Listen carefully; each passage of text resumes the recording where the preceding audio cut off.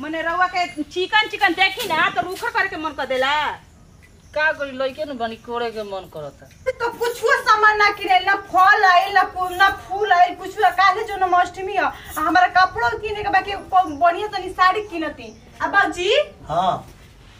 जानो तनी देखी काले जो नमष्टमी बा अभी तक कुछ सामान नहीं किने रारो लइके कहां गइल बानी जाऊ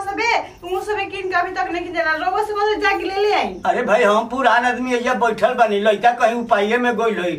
खेत सोहे के बा कोई गो काम बा तो हम लोग घर में कई को ढंग कइले रहतारू हई पूजा हो पूजा खेता लोग के लाई नहीं के देखो कि पर्व त्योहार आइल बबिया रोज पूजा कर दो भगवान के देखी हम न साल में ना भगवान की एक बार पूजा कइल जाला बाबूजी जल्दी पहले के लोग पूजा कितना करत रहन हमनियो के पहले के बाबू माई हमनी के सिखाइले बरन के घरे कहीं रहनी तो पूजा पाठ करत रहनी। ए पतोहा हमनियो के करम कर जब तबे खाए पिए के मिली देखो हई गरू माल रखले बानी खेती करतानी आ पूजो करतानी कुल काम करे के चाहिए बाकी भोरे भोरे हई लियाई हो लियाई माथा हमर खराब हो जाता ये पतोहा। देखी बाबूजी चाय के जल्दी से न ले ले ठीक बना खबे से दीदी जी कहतनी न कि सामान मंगाओ सामान वो हमार कपार खोले बनी ऐसा ही। अच्छा 12 बजे से नु काम लगी हम जातनी ले ले आवे तनको देरी नहीं तू चिंता जन कर सब हम जुटा दी।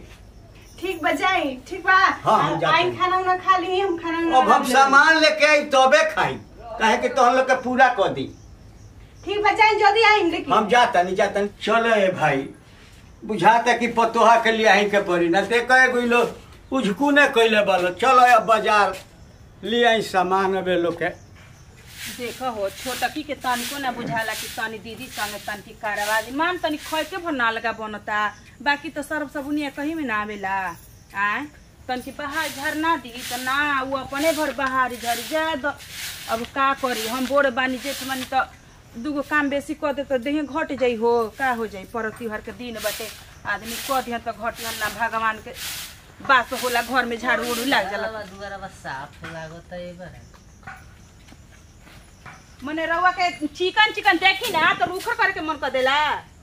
का करी लइके न बनी कोड़े के मन करता। हाँ काहे से कि देखल ना जाला हमरा के चैन से बैठल कहीं तो झड़ुआ से दीही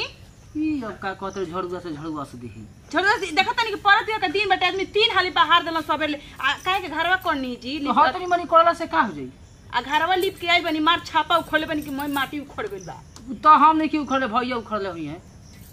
मने रउआ खूब बुद्धि पढ़ाई ना हम बुरबक लगत तनी का नजरिया में पांजावा हमर छोट नहीं खे माजावा छोट बाटे हुरे के भाई केरवा खाए तनी गब गब एलिया के धइले रहनी उ दीदी बसनारायण दीदी देले रहली कली के ले जा कल जन्माष्टमी है पूजा कर लिया तले काचा ही खा गनी तो का कोई प्रसादी है ललाइनी हमारे ला प्रसादी है चलिए जले हटी ताकि के सामने ले ठीक बजाता नहीं आइम ना तो एकदम एहर ना आई बेटा वो देखई के एकदम देखई के पागल गांव घर खाली कहेला लेकिन डाई के रख देले मान एकदम कह दिया आदमी कुछ ना तो गांव घर सुनी तो कह के देवरा के बोलत यही बेकरे पेटा बेसी हो गइल बाटे हैं होई ना हो आदमी के काम कर के तो जियो जियते तो सबरे सबेरे ए बाहर झरते मनो जिया जाता ई आवत तो उजी हट लगा देता लाने एकदम। अरे मैं सब ठीक है जानते बड़ी घर में एकदम कुछ ना आवेला रे परब त्योहार के। हाँ कल भूखे के तो बटल ही बटे ऐसे कनी के अरे माई कनी की रतिया में का खा ले जी रे हाँ दुगो केरा खा लेम दही वही खा लेम ना भूख ना लगी ए पतोहा लहई फलावा ठीक है मैं रखत तनी तनी वहां ले नहीं है बड़ा महंगा बा आ दोनों जन यही में काम चलई हलो काहे कहनी के की हत है जी बाबूजी रवा ये तनी में दू आदमी के दे का बाबूजी अरे दोनों जनी बात के ले लो दोनों जनी बात फल बड़ा महंगा बा बाटम ना ठीक बा रोवा कहनी है ना हमरा खातिर ले आई खाली स्पेशल। अच्छा जाए दो बड़ को तू दोनों जनी आराम से ले ले ए तोहरे में कृष्ण भगवान चढ़ जा सक तोहरा पर चढ़िए चाहिए हम चढ़ जा हां अगर जन कर लो हम हाला ना कृष्ण कोई भगवान के जाला देखी बाबूजी रवा दू रकम के करत तनी कहतनी न के परतिया के दिन बा कोनो चाहत नहीं कि हम झमेला होके घर में ना हाला मत कर तू बोल के बारी समझा के रहो तो तहरा कर जरा भइल त मंगा लेलु अपन भर हमरा के बेरी आदमी के आंख में आंख फूट गरल हां है त हमरा जरूर है हम मंगा लेनी। हां जानता कि बुढ़ा के लखटा के रखले बड़ू ए सुना चाहतलू अरे दीदी अपन जीवन संभाल के बताई ठीक बा साल भर बा कच मत करी। देखी बाबूजी हमरो के पैसा दी 500 रुपया अरे यही में बांट ले इनका का बढ़िया से समझावत है तो चाला करे हम ना ठीक नु हम रोज से कहले हमरा खातिर स्पेशल हम स्पेशल चढ़ाई में कृष्ण जी के आप उनकर के खुश करब। ओ बुझाता आई हो कृष्णा बोजा जा चढ़ा दूंगा तोरे पर एकदम घर में। देखिए अशुभ अशुभ भाषा मत बोली, बताते नहीं रुआ के।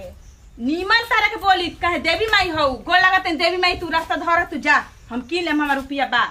हाँ तो जाना किन लो केक दे चलू।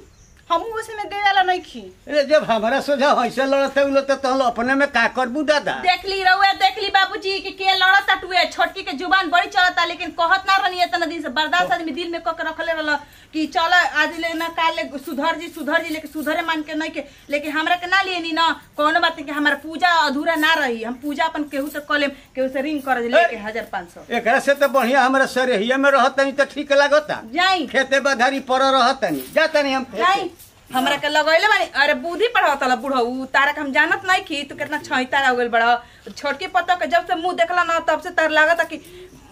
अठई मार देल बाई सन। जातनी ना हमू मांगा ले तनी उनकरा ले फोन पर पैसा के 1000 रुपया भेजी और बाबू 1 रुपया देत नहीं खन।